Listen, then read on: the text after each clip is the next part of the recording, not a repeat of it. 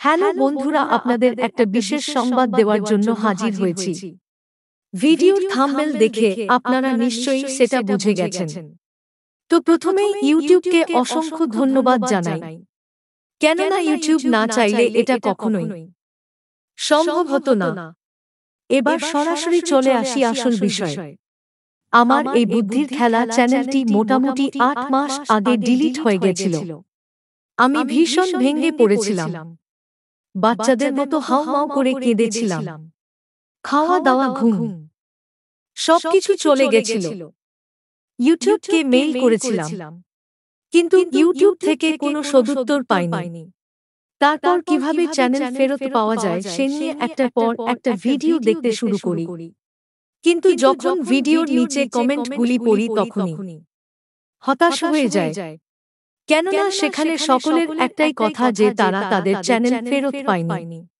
১০০ ও বেশি ভিডিও দেখি, কিন্তু কোনো লাভ হয়নি। এতটা মর্মাহত হয়ে গেছিলাম যে মোবাইলটা হাতে টাচ করতেও রাগ হতো।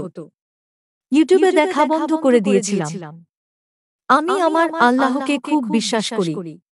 আমি সব সময় এটা বিশ্বাস করি যে মন থেকে চাইলেই সবকিছু পাওয়া যায়। শেষ পর্যন্ত আমার বিশ্বাসের জয় হলো।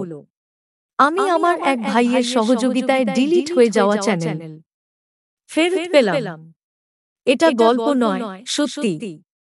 তাই আপনাদেরকে বলছি, আপনাদের কারো চ্যানেল যদি কোনো কারণে ডিলিট হয়ে গেছে, সেটা যদি ৫ বছরের ও হয়ে যায়, তাহলেও সেই চ্যানেল আপনারা ফেরত পাবেন।